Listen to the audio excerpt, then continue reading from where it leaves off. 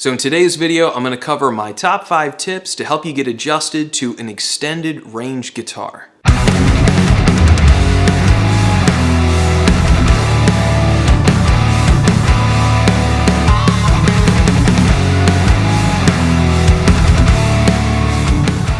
So ERGs, or extended range guitars, are super cool. 7 or 8 or even 9 string instruments. It's kind of been the trend or the fad in especially metal music, instrumental metal music in general for really the last, well, I guess 20, 30 years, ever since Steve Vai came along with the universe. You know, bands like Korn use them a lot.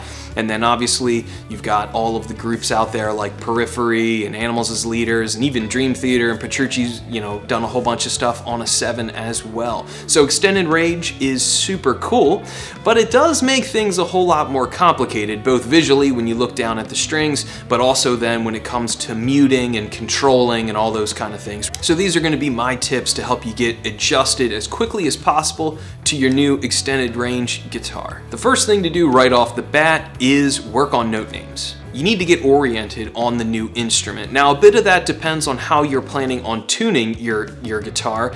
Something that's really cool and fun to do, especially if you have like a 7-string guitar or even an 8, is put it in like drop A tuning, which is basically like the equivalent of drop D on a 6-string guitar, but on a 7-string. So obviously if you're doing, that drop A, get started from an A note on your open 7th string, or if you're in standard, you're gonna be starting from an open B note. I really like both tunings on a 7. They're definitely really cool. A standard tuned 7-string guitar opens up some really interesting sweeping arpeggio options and ideas that I think are super cool, and obviously dropping it down gets you even lower, and then you can do all those cool sort of chordal extensions super easy off of like basically just that power chord sort of bar shape. So if you're weak on your note names in general, I usually recommend all my students just to start with the natural notes, or in other words, no sharps, no flats, thinking like just finding the white keys on the piano on the guitar, and then kind of build from there. So just do each string at a time, starting from open, going up to 12, and then back again. That's really, I think, the best way to get started with note names, and then kind of go from there. Trying to think musically with those note names is definitely very critical, and obviously that'll help you write more musical stuff on your instrument quicker and sooner.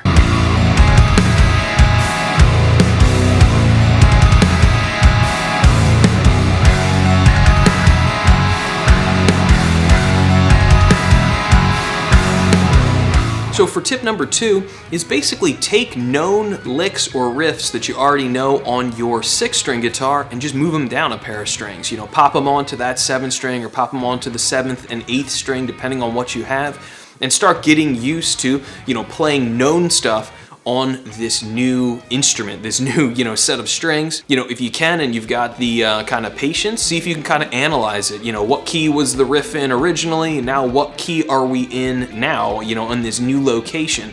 Those sort of things are gonna kind of help speed up understanding, what it is that we're doing besides just playing lower. That might be a little tricky when it comes to certain chords and things like that. You might have to invent new fingerings or new voicings or new way of playing them. But again, that's all part of the process of starting to get used to, this extra string that's on your instrument.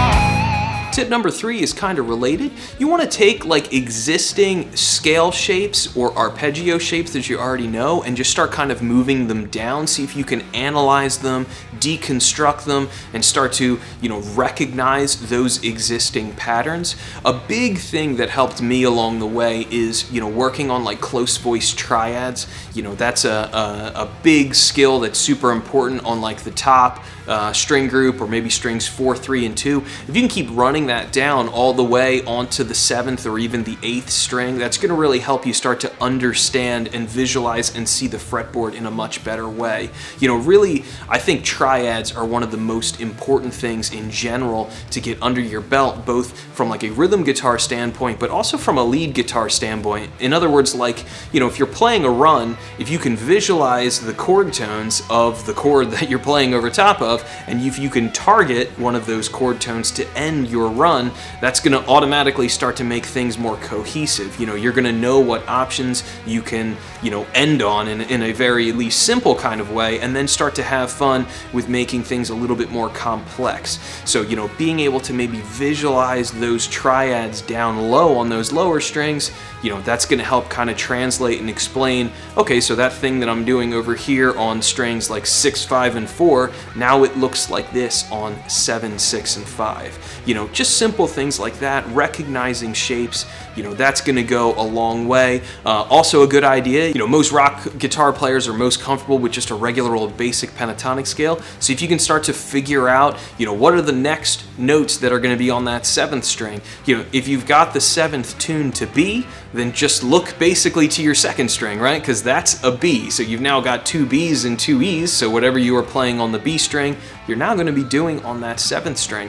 You know, taking little tidbits of knowledge that you've got from your regular 6-string guitar and then applying it to that 7, it's just going to help speed up the process and help get you, you know, kind of locked in on this new instrument, this new thing. So now that we're about halfway through this video, if you're digging it, you know, please hit like and subscribe, hit the little bell. All that YouTube nonsense helps my little channel continue to grow. Here on A Minor Error, it's essentially the creative home for everything I do musically. A Minor Error is the name of my original music that I write. It's progressive instrumental music, and it's on Spotify and iTunes, and I have playthroughs here on the channel. I also do product reviews as well as different tip videos like this one and free music lessons. So those are the categories that I cover.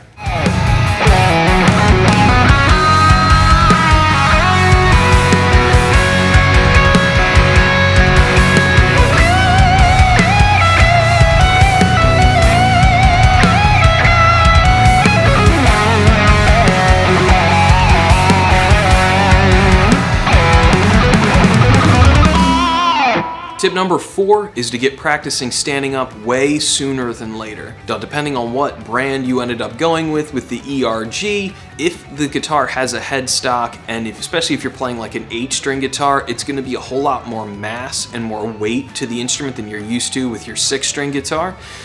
If you went like the headless route, that'll definitely help alleviate that a little bit, especially if you're going to do an 8-string. I'd really recommend going with a headless guitar. But you want to get practicing standing up sooner than later. My sort of motto in general for myself is if I can't play it standing up, it's completely useless to me. You know, so if you can't play your guitar standing up, you can't perform and it's useless to you, you know. So get a guitar strap going on, figure out a height that's comfortable for you. You might need to go buy a special, you know, second guitar strap for your 7 or 8 string guitar so that you can have it at a different height so that it's comfortable. For me, I basically have guitar straps for each one of my different instruments at this point. I've got one dedicated for my Ibanez, one for my Kiesel, and then one that works on both of my Strandbergs. Guitar straps aren't terribly expensive, especially if you buy a real cheap one, and being able to be comfortable as you're standing is obviously going to be super important. So, you know, make sure that you're practicing standing up, make sure that you're comfortable when you're standing up, and that might mean you need a new strap for your new instrument.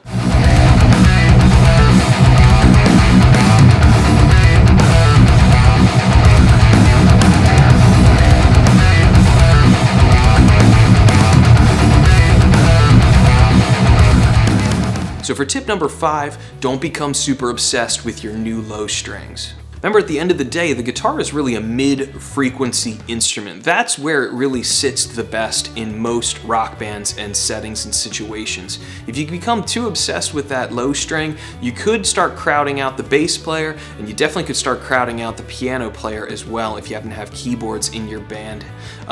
You know, so don't become too obsessed with it. Start to, you know, see how you can use the low string to help maybe complete some riffs or make some sort of sonic sonic choices that are interesting, but remember, you've now got, you know, a larger instrument. Try to use all of pieces of the buffalo with your music when you're writing. It's easy to get locked in on your prototypical, you know, just a whole bunch of open string gent metal riff or something like that. You know, see if you can start to use that 7th string in a more creative kind of a way. You know, what is a riff that you're playing a little higher up on the neck that's now easier because you don't have to slide down to get to a note, you can just grab it on the 7th string. You know, something like that I think is really where the instrument starts to shine. For me, I used a 7 and then an 8 string guitar in a cover band for years and years and years that was just in standard tuning. And the great part about that was, you know, if we came across a tune that was in, you know, some sort of a drop tuning or down a half step, I knew I had the notes to be able to play it. Sometimes I had to come up with my own fingerings and kind of reinterpret the tunes in different ways, but, you know, having that extended range thing all of a sudden meant I was able to play a whole bunch of other songs that you wouldn't be able to do on a 6 string with just one guitar. I'm not bringing multiple guitars to a gig, you know, just the one instrument. In the cover band, I also discovered that the 8 string is super cool because a ton of pop tunes especially use synth basses that go way lower than your normal bass goes, regular bass guitar, you know, because it's written by somebody on a keyboard somewhere. So all of a sudden I was able to match them, follow them all the way down with these really cool, you know, heavily distorted sort of riffs that really worked well in different tunes. So, you know, the extended range thing is more musical and it is more useful than just your typical gent or metal sort of a setting. You can use it in a whole bunch of different settings, even for jazz, to be able to do different walking bass lines lower than you'd be able to. 7 and 8 string guitars are super cool and highly recommend giving them a try if you haven't already. So thanks for watching this video. You know, let me know down below about what you think of my list and my ideas for how to get adjusted to a 7 or 8 string guitar. And let me know if you think I missed something, you know, something that you did that really helped you, you know, get your head wrapped around that guitar quicker.